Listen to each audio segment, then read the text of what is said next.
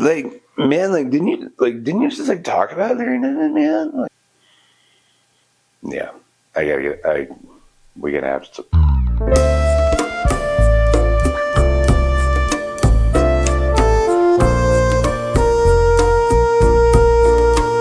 So Larry Niven, I believe he's published roughly 56 books. I could be wrong about that. There could be more. I also suspect that there are a great number of Larry Niven books that have been written and have not been published. It seems likely that there will be some posthumous publications. I don't know. I'm taking a wild guess there. I was surprised to learn that Larry actually has published 3 books in the last few years. I had no idea. They have not been print publications, unfortunately. And as far as I'm aware, they're only available in ebook format. And they were written with another great science fiction author whose name escapes me at the moment. I'm in normal time here, so I can look it up. Let's see. Gregory Benford, which it just blows my mind that they're not in print. And they are a megastructure book, or a series about a megastructure, on par for Larry, but it's outside of his known space universe. And that's mainly what I want to talk about today. The known space universe is a lot like the Star Trek universe. I think it's safe to say that the majority of known space, at least conceptually, was designed in parallel with the Star Trek universe. So there are some very interesting overlapping bits, and I have a feeling that there was some level of co-creation culturally, unintentionally. Hold on. Okay. This is Okra. Okra is very mean. Okra is a very mean cat. We do our best to love her in the way that she wants to be loved. Right now she wants attention. I think that means I need to go feed her. So I'm going to step away. I'm going to go feed her for a second. Say hello, Okra. So known space is essentially a 60 light year sphere stretching out from Earth. Most of the closest stars have been inhabited in some way or another. Larry generally starts us out in the 21st century, although the world of Ptavvs actually starts out in the 20th century. Unlike Star Trek, we're not dealing with warp drive here. We're not dealing with faster than light travel. Larry has, I think he tends to be thought of as a hard sci-fi writer. That's probably debatable. I think Larry would like to think of himself as a hard sci-fi writer, so we're gonna allow that moniker for now. But Larry sticks to at least known physics and potentially possible physics. So his primary source of propulsion within known space is the Bussard ramjet. So essentially we're talking about a scoop that scoops errant hydrogen that is loose in the vacuum of space and essentially nearly undetectable. And it scoops this hydrogen into the ramjet, and it converts it to energy, and you get thrust. Generally, the ship, somewhere, I think 90% the speed of light, so fast enough for relativity to matter. But as far as I have uncovered in the known space books, it's never been an issue that affected the plot. So humans, as far as I can tell, in the known space universe, are not susceptible to the effects of time dilation as you approach the speed of light. So take that for what it is. It is one of those things that if you're writing a novel or writing a series of novels, you don't want to play around with just unimaginably vast stretches of time. It might be the piece of physics that you ignore.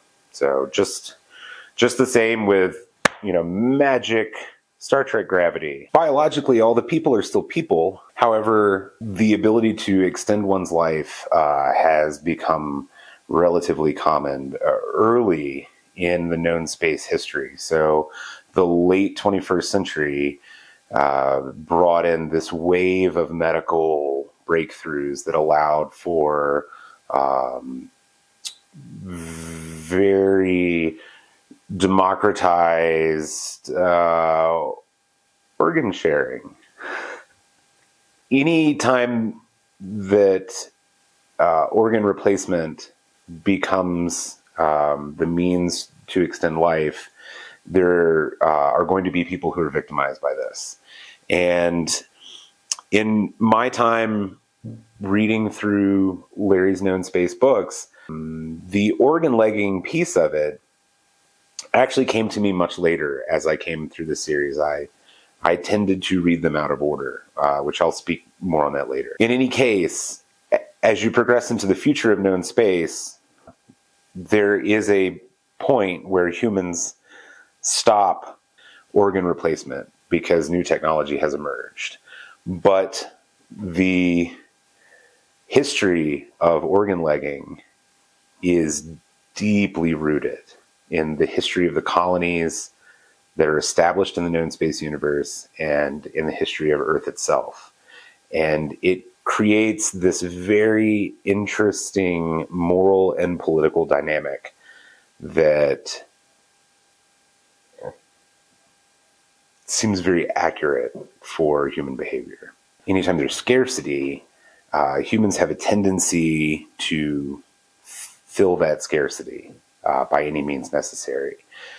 And it's no different in the known space universe. Late 21st century into the beginning of the 23rd century, one of the primary uses of law enforcement was to track down suspected organ leggers. These are essentially mobs that will kidnap people and sell their organ. The focus of law enforcement was fairly omnidirectional because humanity had reached this point where the need for organs became the impetus for crime reduction. So there was a sort of global knee-jerk reaction to a scarcity in organs for patients. This led to many basic crimes becoming punishable by the death penalty. In terms of crimes, in terms of criminality, of course, murder and armed robbery and rape and things of that nature were immediately punishable by the death penalty. People convicted of these crimes had either a very short appeals process or none whatsoever. They were essentially tried and convicted, and their organs were then removed and allocated as necessary. Eventually, this actually did have an effect on civil society. People stopped murdering. People stopped doing armed robbery. People stopped raping. And there was suddenly a new round of scarcity in organs. So essentially, this escalates to the point where even minor crimes are punishable by death. So things like jaywalking. This led to people tending to live on the up and up. And of course, people following the law and avoiding the death penalty leads to a scenario, again, where there is scarcity in the organ market. And if you rely on human organs to continue living an exceptionally long life, then this scarcity is going to lead you to turn to nefarious methods of procuring organs. These are essentially crime novels. They're detective novels, and they're not great detective novels, but they're really great science fiction novels. And the connective tissue that these novels provide to the rest of the known space universe is phenomenal. It really serves to flesh out a lot of the moral scenarios that exist in the known space universe and how those are dynamic and how they change and how they're overcome by individuals in certain colonies and on Earth. That leads particularly into this book here, A Gift from Earth. Again, this is an early work in the known space universe. I have only recently read this last year. The effect that it had on fleshing out my understanding of known space was phenomenal. The connective tissue that is in this book, that is relevant to the other books but not necessary to know, is really, it's really great. It's really enjoyable when you find those bits and you put them together and you say, oh, I see the bigger picture now. If I had read them in the appropriate order, starting at the original publication dates, I don't think it would have been as enjoyable connecting the bits together. That being said, this book focuses primarily on the power dynamic that exists in an organ-legging culture.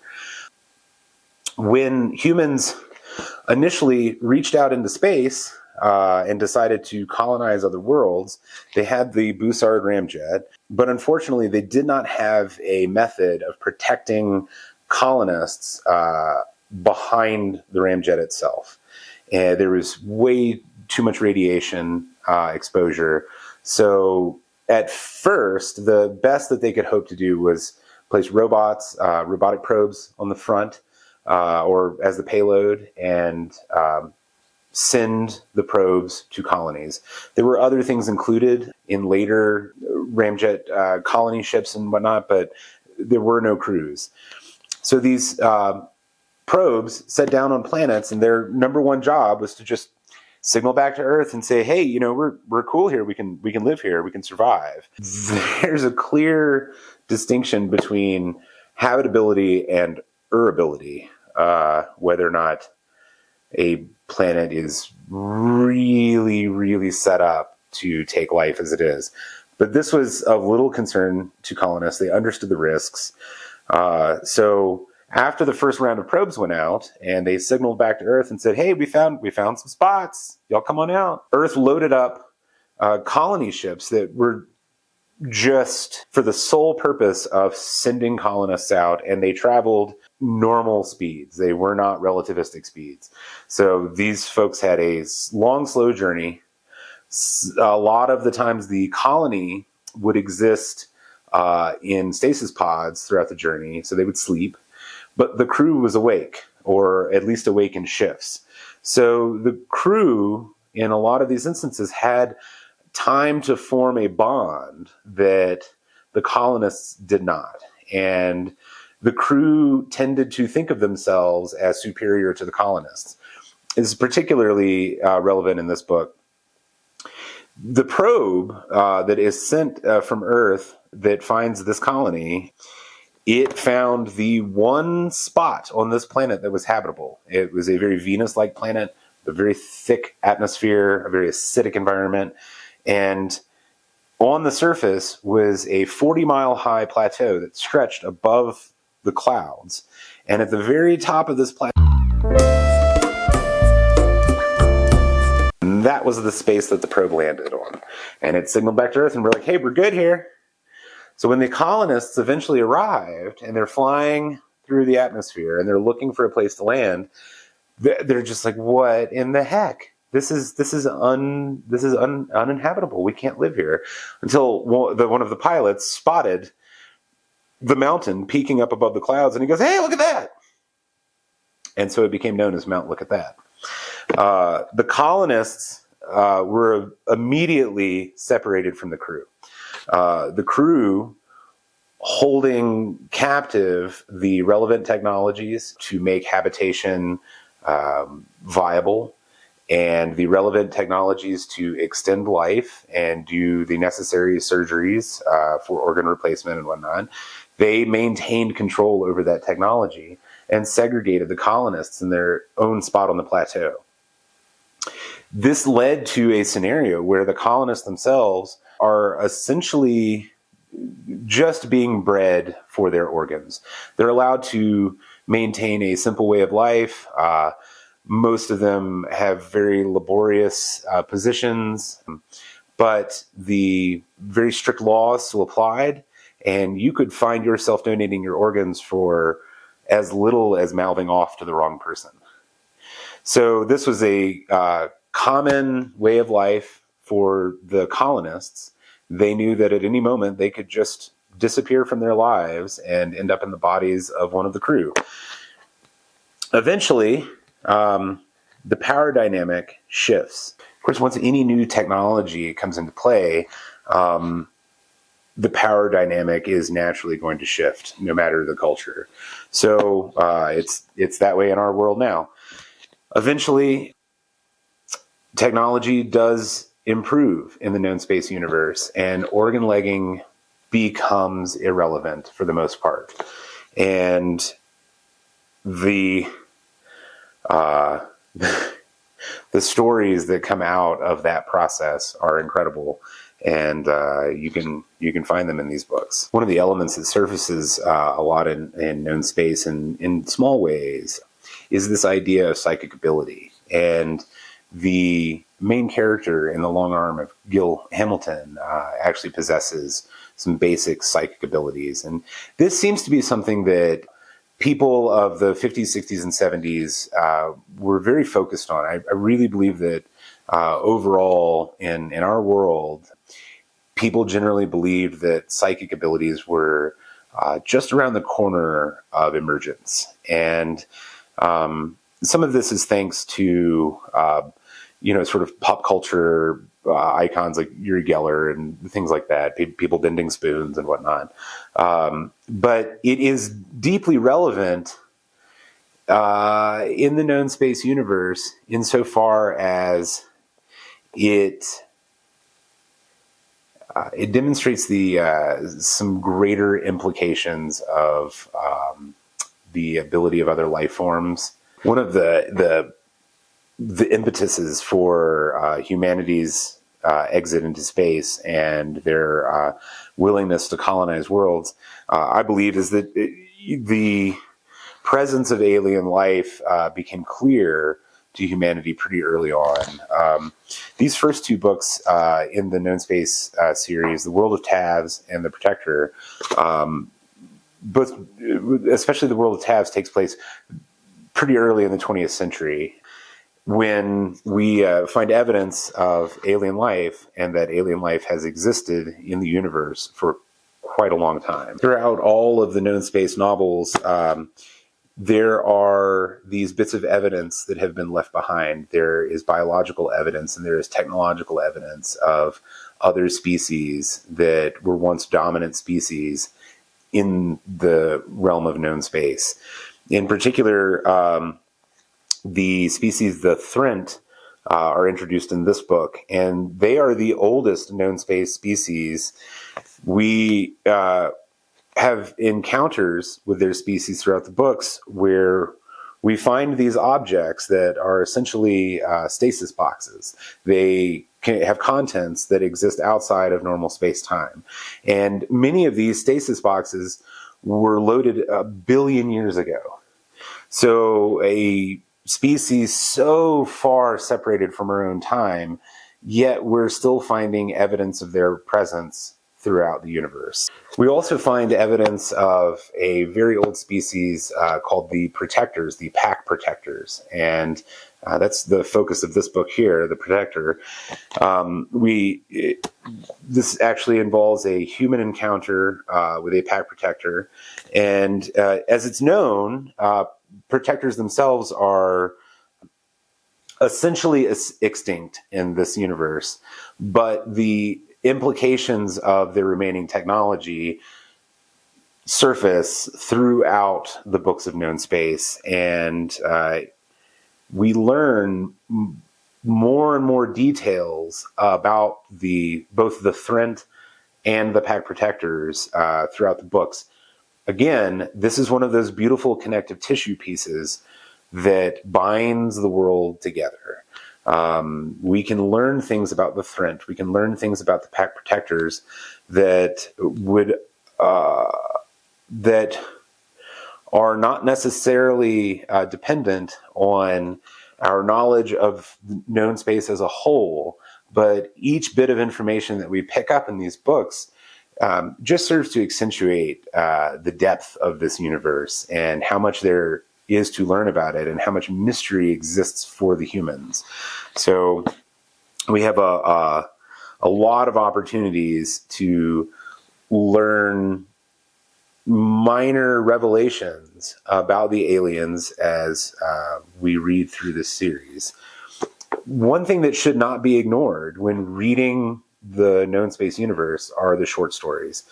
The short stories are unbelievably essential bits of connective tissue that are deeply satisfying.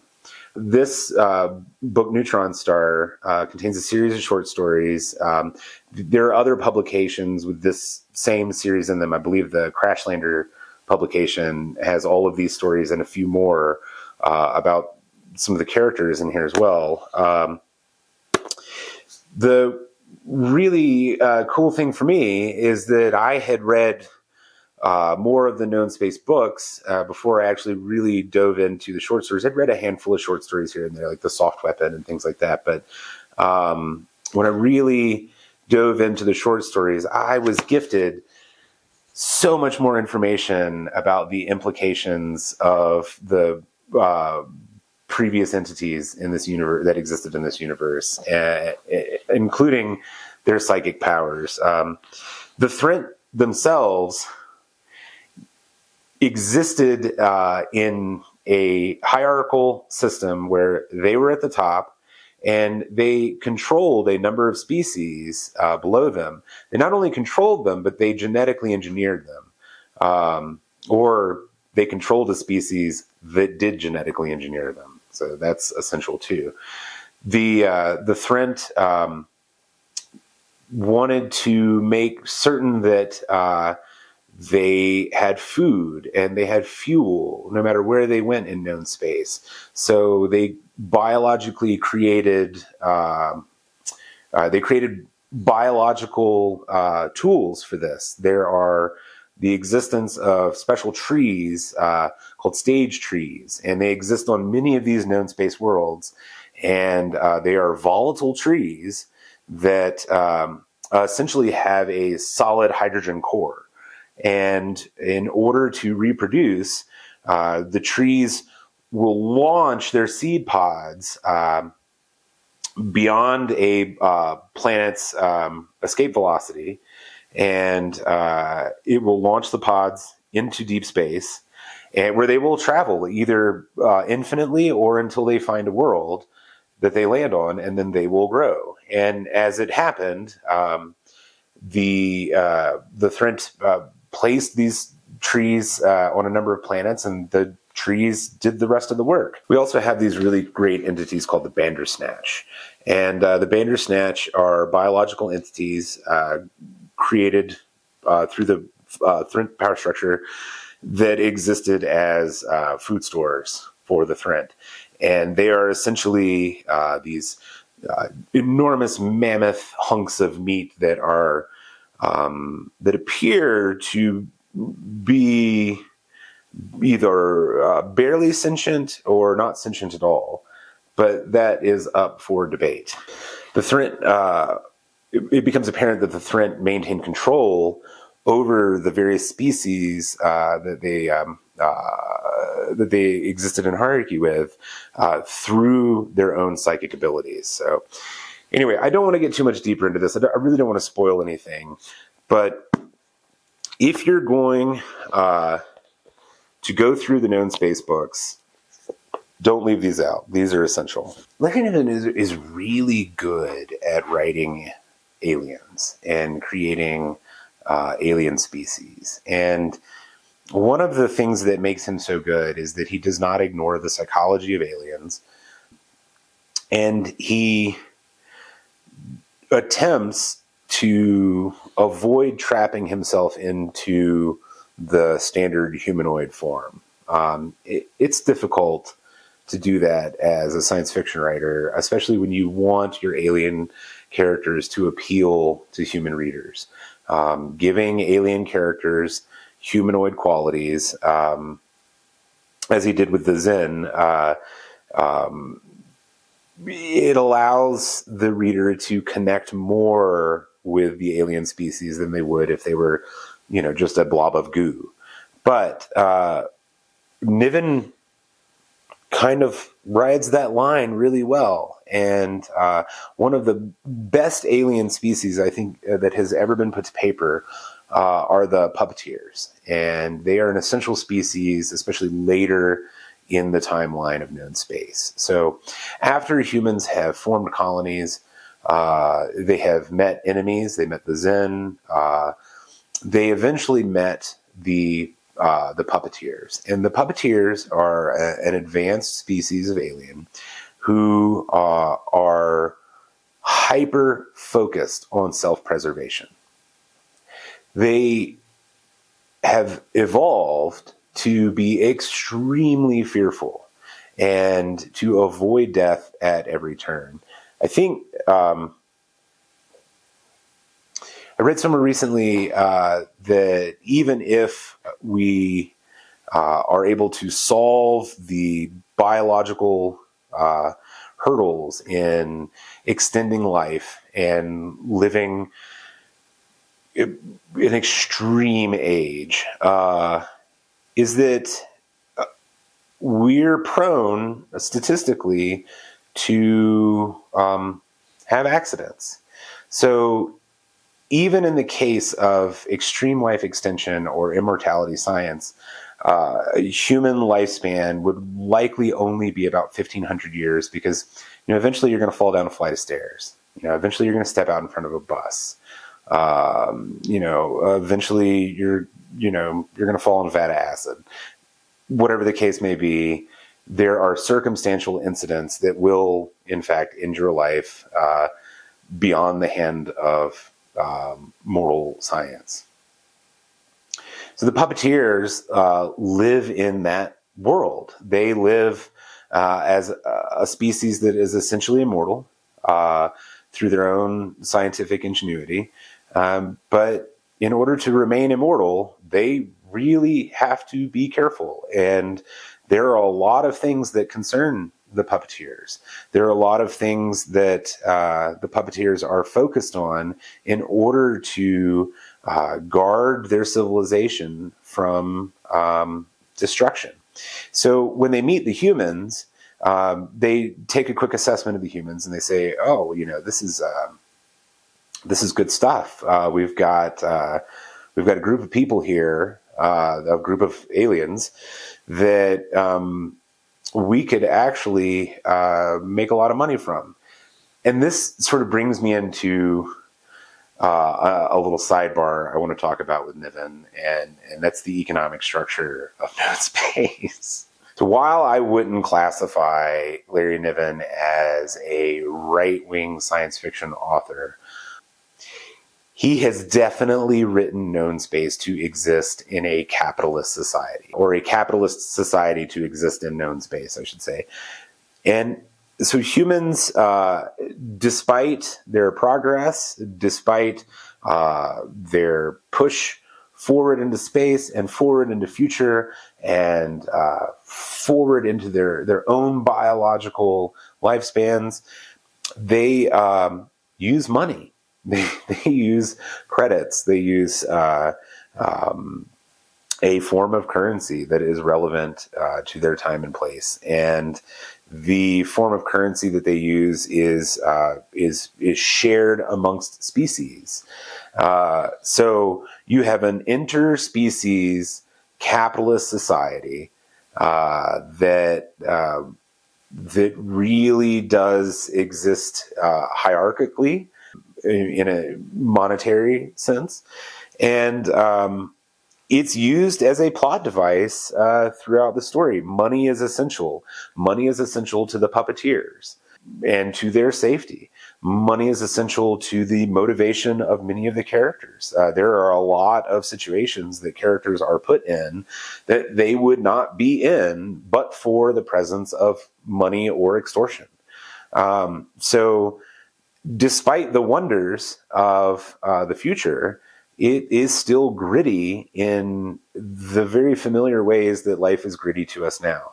There is a survival aspect for the little guy. There is a power imbalance with the rich people. And there are stories in these books that explore all of that explore the pitfalls of the wealthy, that explore the success of the little guy.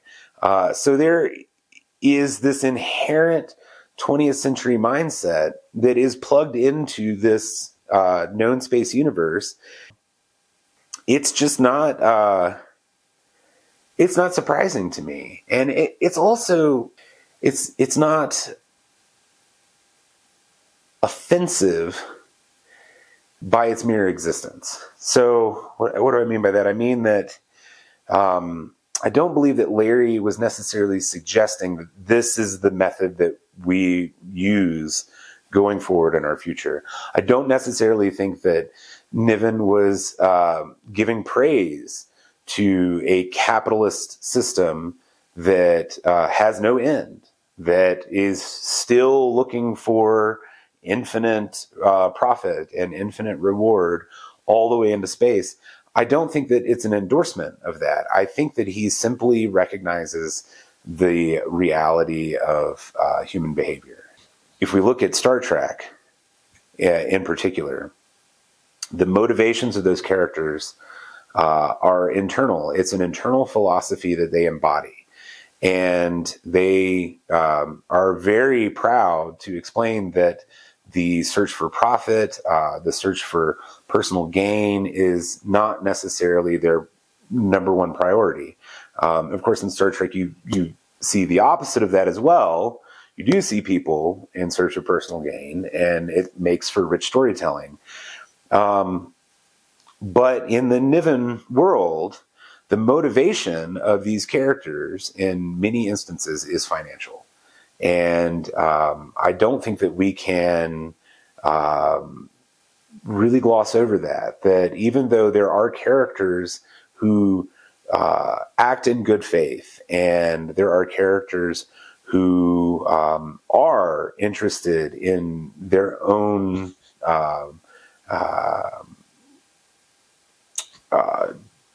personal growth, or there are characters interested in doing the right thing, and there are characters that have solid moral and ethical philosophies.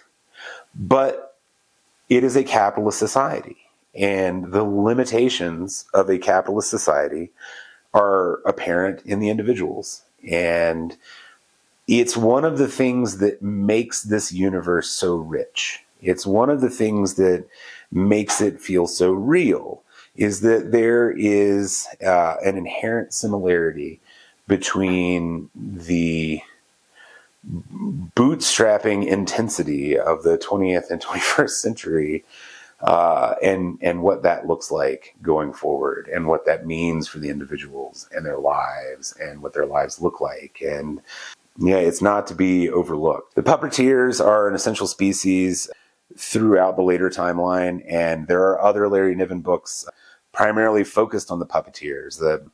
The grand scale projects of a galactic society are not lost in this book, but they also aren't the success of humans. And I'll say in particular about Ringworld, people have a lot to say about it, and I think that if you hear the word Larry Niven and you say, "What's Larry Niven's most famous book?" "Oh, it's Ringworld." Well, I'll start there. I can't advise against that enough. Don't start with Ringworld. Don't do it. Ringworld is sort of the center of the referential circle jerk that is the Larry Niven known space universe. And if you go into Ringworld without some of the other connective tissue present, then I don't think that you're going to enjoy it. I think that you may even find it tedious and weird. But this is sort of the tip of the early spear in known space books. There are books that back this one up that don't necessarily have to be read in order. However, my recommendation is do not attempt to start this book until you've got several other known space books under your belt, even if they were published after the Ringworld series.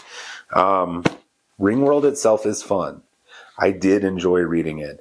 I really enjoy the main character, even though he's got some very mid-20th century quirks about his personality and the way that he conducts himself with the female character. But I don't think that necessarily puts a stain on the book as a whole. I think it's just a reality of when this book was written. The books that follow this one, they are tedious and they are weird, and I didn't really enjoy them as much. And I may have to go back and give them another read.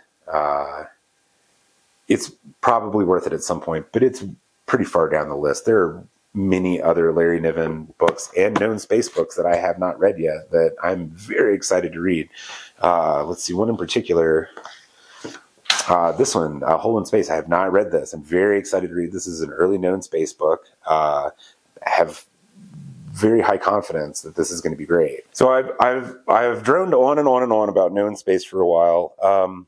I do want to just briefly mention a few other Larry Niven books that are not known space books, but I feel that the heart inside of them is the same. Particularly, A World Out of Time. This is explicitly not a known space book, but when you read it, and having read other known space books, I feel like the connective tissue is very apparent in this book. You've got a main character who has essentially died in the 20th century and been frozen. And his body remains a corpuscle, which is a term used in the known space books. Corpuscles are present, especially in the ARM books. There's a period of time in the known space timeline where there was, as we talked about, the scarcity in organs and a glut of humans who were wealthy enough to put themselves into cryogenic, not stasis because they're dead, but they've been frozen cryogenically.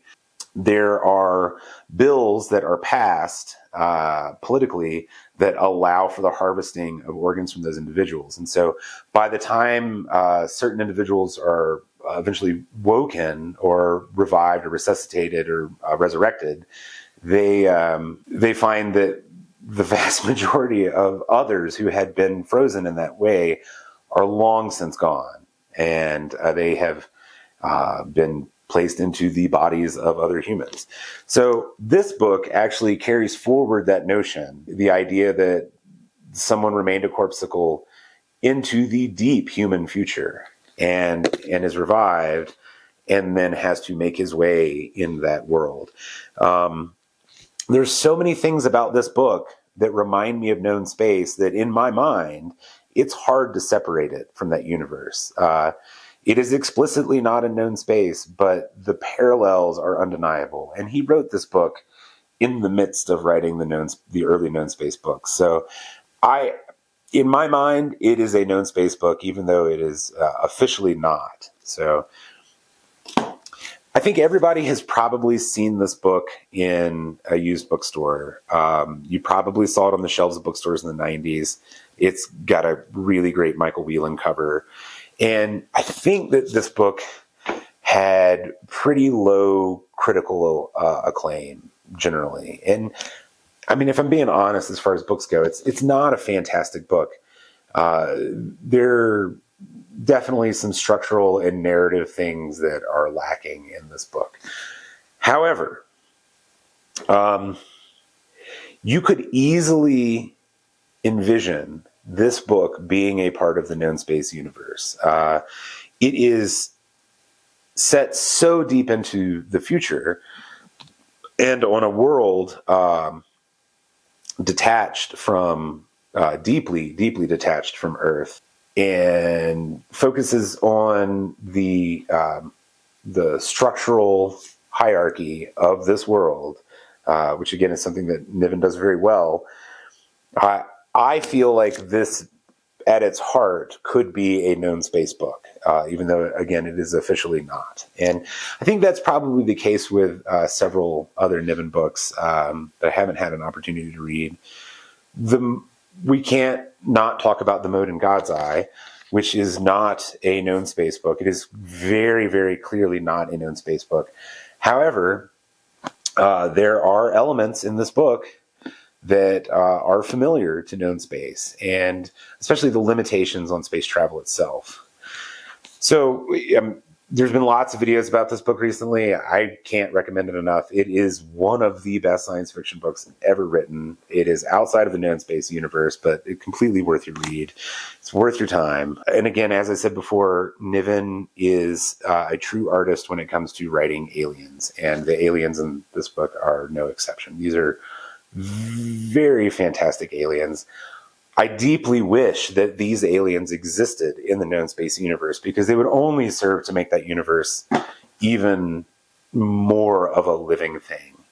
I'll also add that there are some really great online resources for the known space universe. So I think there's an entire wiki about it, maybe a few entire wikis about it. Go check it out. There are spoilers in there, so just beware. There's really great referential information online, so don't overlook that, okay? I could probably talk another 3 hours about Larry Niven, but I don't think anybody wants me to do that. I'm going to stop here. Just want to thank you. I really enjoy making these videos, and I hope whatever it is that you want to happen in your world that is positive, I really wish that for you, and I hope that you have nothing but success.